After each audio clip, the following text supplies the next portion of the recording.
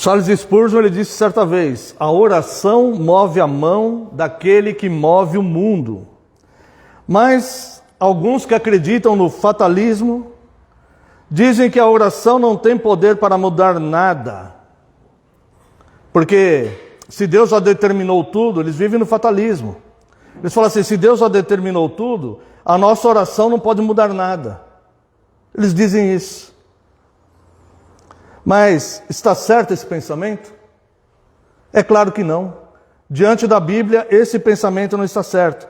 Olha só, o fato que Deus determinou, de fato, ninguém vai poder mudar. O que Deus determinou, de fato, ninguém pode mudar. Ele está no controle do sim e do não, da resposta que Ele dará para cada oração. Como Deus determinou a oração? Ou seja, Deus determinou que nós orássemos.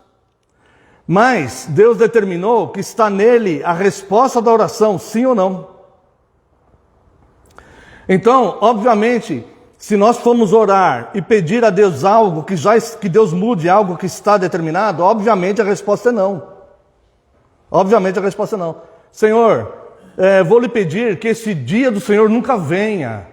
Que isso nunca venha, que esse juízo nunca aconteça no mundo. Estou orando e pedindo.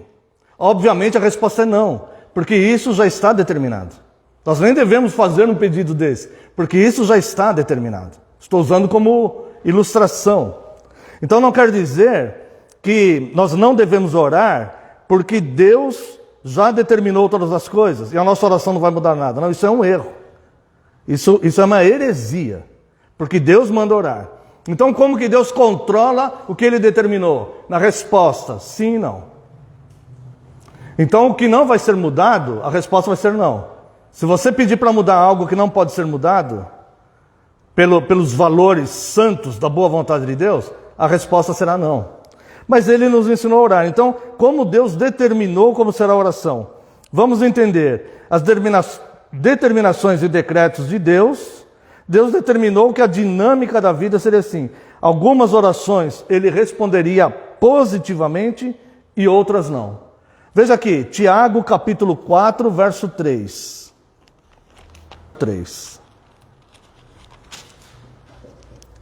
Pedis e não recebeis, porque pedis mal, para esbanjardes em vossos prazeres. Então aqui tem uma resposta negativa de Deus. Tá? Agora, pode pedir.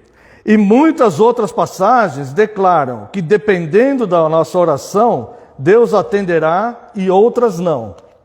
Em algumas, a palavra de Deus diz para nem orar. Como diz aqui em 1 João 5,16. 1 João 5,16. Se alguém vir a seu irmão cometendo pecado não para a morte, pedirá e Deus lhe dará vida aos que não pecam para a morte. Há pecados para a morte, por esse não digo que rogue. Nem ore por isso. Porque Deus vai falar não. Isso aqui já está determinado. Então veja que essa falsa interpretação que o fatalismo dá para questões que Deus determinou, ela omite a profundidade da teologia. Ela é superficial. Ela se resume só nisso. Deus determinou tudo. Não. Nós vamos ver como que Deus fez cada uma das suas determinações, né? Aqui estamos falando de oração. Portanto, é assim. Deus determinou que o homem ore a Ele. Sendo a nossa oração atendida ou não, estaremos dentro do decreto de Deus para a vida. Porque Ele determinou que nós oremos a Ele. Em tudo. Tudo. Súplicas e ações de graças. Levemos tudo ao Senhor em súplicas e ação de graças. Portanto, não é que nada mudará se orarmos, mas sim que Deus determinou mudar ou não alguma situação de acordo com a nossa oração ou a falta dela. É isso que está determinado. Portanto, levai tudo a Deus em súplicas e ações de graça. Ao que ora para evitarem cair em tentação, e ao que não ora. Nós lemos lá, Mateus 26, 41. Orai para não cair em tentação. Lemos agora há pouco. Não foi isso? Ore, Jesus falou isso. Ore para não cair em tentação. tá? Ele mandou orar para não cair em tentação. Quem está mais sujeito a cair na tentação? A quem ora e pede a Deus, Senhor, não me deixe cair em tentação, que faz essa oração sincera, ou aquele que não se importa e não ora? Quem que está mais sujeito a cair? O que não ora. Agora, se alguém cair em tentação, é heresia dizer que nem precisava orar porque já estava determinado cair em tentação. Porque não é isso que Por que é heresia? Porque não é isso que a Bíblia ensina. A Bíblia ensina, ore para não cair em tentação. Vocês conseguem perceber essa sutileza? Então não é que está tudo determinado, então eu não preciso orar. Sim, nós precisamos orar. Por quê? Porque dentro da revelação de Deus, Ele nos incita a orar. Ele nos manda orar. É uma prática nossa e da igreja. Nós devemos orar. A resposta pertence a Ele. A resposta pertence a Ele. Talvez a gente peça algo que já está determinado e não pode ser mudado. Pode ser. Que a gente nem saiba. Que não está revelado nas Escrituras. Algo para a nossa vida pessoal. Pode ser.